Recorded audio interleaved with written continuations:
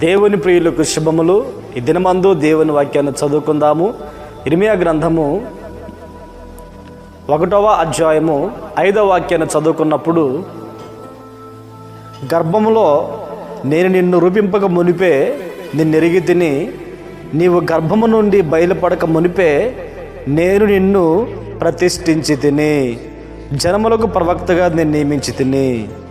ప్రియా దేవుని బిడ్డలారా, సర్వశక్తి గల దేవుడు ఇర్మియాతో మాట్లాడుతూ ఉన్నారు. తల్లి గర్భములో నుండి బయలుపడక మునిపే నేను నిన్ను ప్రతిష్ఠించి తిని.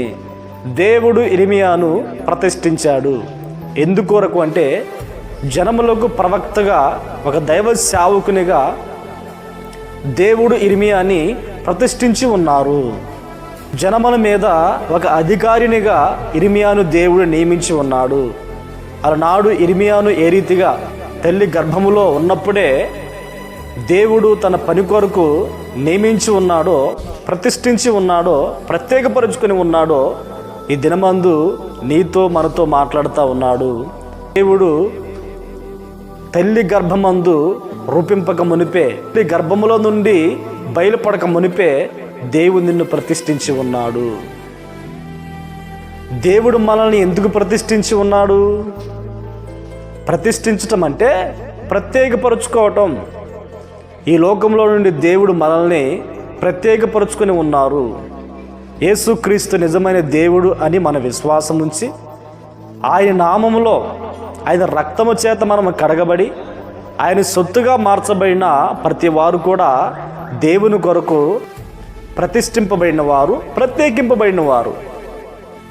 దేవుడు నిన్ను ఎందుకు ప్రతిష్ఠించాడు అంటే, దేవుడు ఏలాగున పరిశుద్ధముగా జీవిస్తూ ఉన్నాడో మనమును కూడా, నీవు కూడా అలాగున పవిత్రంగా, పరిశుద్ధముగా జీవించుటకు దేవుడు నిన్ను ప్రతిష్ఠించి ఉన్నాడు. ఒకప్పుడు యేసుక్రీస్తుని ఎరగక మునుపు లోకములో ఉన్న ఆ అలవాట్లు, లోకములో ఉన్న అనుభవాలు, లోకానుసారంగా అపవిత్రమైన మార్గాలలో మనము నడిపించబడి ఉన్నాము. దేవుడు ఇప్పుడు మనల్ని ఎందుకు ప్రతిష్ఠించి ప్రత్యేకించి ఉన్నాడు అంటే, ఆయన పరిశుద్ధుడు గనుక ఆయన వలె మనమును కూడా పవిత్రమైన, పరిశుద్ధమైన జీవితము చేయుటకు.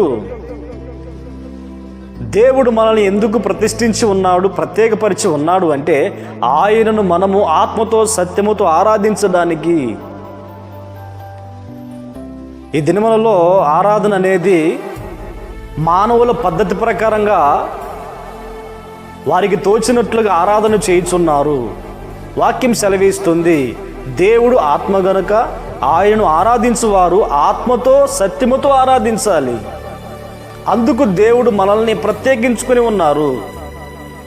ఆయన సేవించడానికి, ఆయనకు ఆరాధన చేయుటకు, ఆత్మతోనూ సత్యముతోనూ ఆరాధించుటకు దేవుడు మనల్ని ప్రత్యేకించుకొని ఉన్నారు, ప్రతిష్ఠించి ఉన్నారు.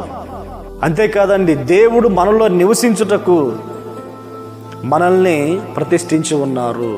ఈ మాటలు వింటున్న నీవు యేసుక్రీస్తు రక్తము చేత కడగబడి ఉన్నావా? నీవు దేవుని కొరకు ప్రతిష్ఠింపబడిన వ్యక్తివి.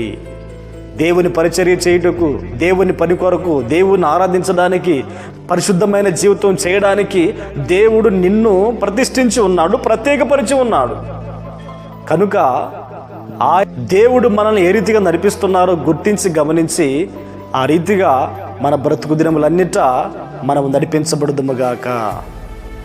దేవుడు మనల్ని ఎందుకు ఏర్పరచుకొని ప్రతిష్ఠించి ఉన్నాడో అది గుర్తించి మన బ్రతుకు దినములన్నిటా అలాగు నడిపించబడినప్పుడు దైవ దీవెనలు మనము పొందుకుంటాము.